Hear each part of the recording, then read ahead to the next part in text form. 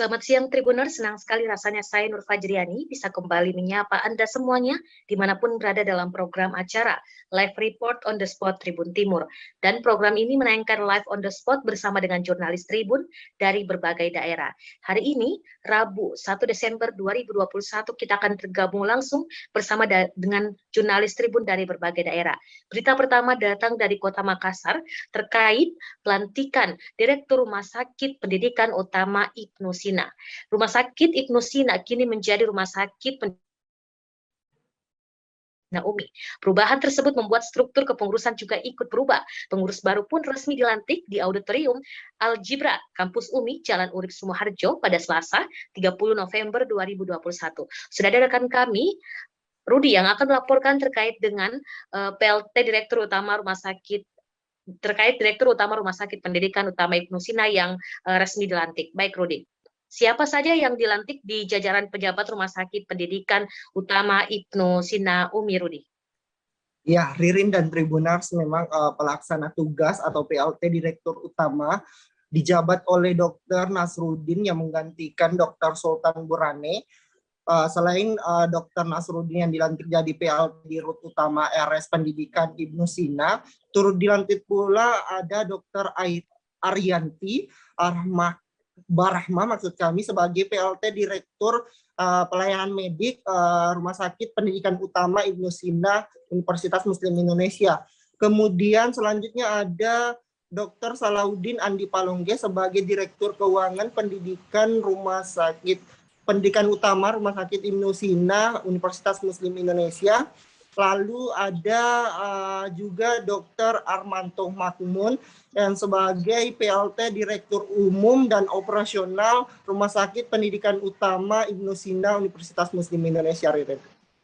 Baik, Rudi, apa harapan Rektor UMI kepada Direktur Rumah Sakit Pendidikan Utama Ibnu Sina yang baru dilantik?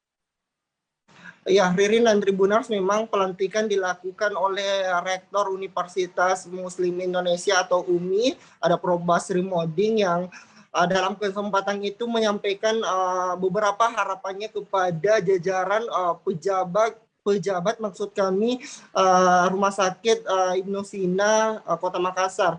Memang salah satunya adalah mengenai fokus manajemen yang harus diperbaiki oleh para direktur atau PLT Direktur pejabat baru dari Rumah Sakit Pendidikan Utama Ibnu Sina. Kemudian Prof. Basri Moding juga berharap agar para mahasiswa yang terdiri dari mahasiswa dari rumpun kesehatan seperti farmasi, kedokteran, kemudian juga Fakultas Kesehatan Masyarakat itu melakukan praktik ataupun magang di Rumah Sakit Pendidikan Utama Ibnu Sina Universitas Muslim Indonesia. Artinya di mana Rektor Universitas Muslim Indonesia Prof. Basri Moding melarang para mahasiswa dari rumpun kesehatan untuk melakukan praktik di luar dari rumah sakit yang telah ditetapkan, yakni Rumah Sakit Pendidikan Utama Ibnu Sina Universitas Muslim Indonesia. Ririn. Baik, Rudi, seperti apa inovasi yang bakal dijalankan Direktur baru Rumah Sakit Pendidikan Utama Ibnu Sina Umi, Rudi? Ya, Ririn dan Tribuners, memang berbagai tanggung jawab akan diemban oleh Dr. Nasruddin yang merupakan Wakil Dekan 1 Fakultas Kedokteran Universitas Muslim Indonesia, di mana memang Dr. Nasruddin mengatakan bahwa tanggung jawab ini merupakan suatu tanggung jawab berat yang diembannya karena akan menaruh harapan ataupun menjalankan harapan-harapan dari ada dari rektor dan juga dari Yayasan Wakaf Umi tentunya, di mana memang tadi disebutkan bahwa dirinya akan menjalankan sesuai dengan harapan yang dikatakan oleh rektor, yakni menjadi pusat pendidikan Universitas Muslim Indonesia dari rumpun-rumpun kesehatan di Universitas Muslim Indonesia. Selain itu, kata Dr. Nasruddin sendiri bahwa memang pendidikan pendidikan utama Rumah Sakit Ibnu Sina Umi ini tidak hanya melayani masyarakat semata, namun juga akan menjadi rumah sakit pendidikan seperti yang saya katakan tadi, menjadi pusat pendidikan dari mahasiswa Fakultas Kesehatan di Universitas Muslim Indonesia. Ririn. Baik Rudi, terima kasih atas laporannya langsung dari Kota Makassar terkait dengan pelantikan Direktur Rumah Sakit Pendidikan Utama Ibnu Sina Umi. Dan Tribuners, kita juga telah melakukan wawancara langsung bersama dengan PLT Direktur Utama Rumah Sakit Pendidikan Utama Ibnu Sina Umi, Dr. Nasarudin. Berikut kutipannya. Terima kasih ucapan dan doa dan supportnya.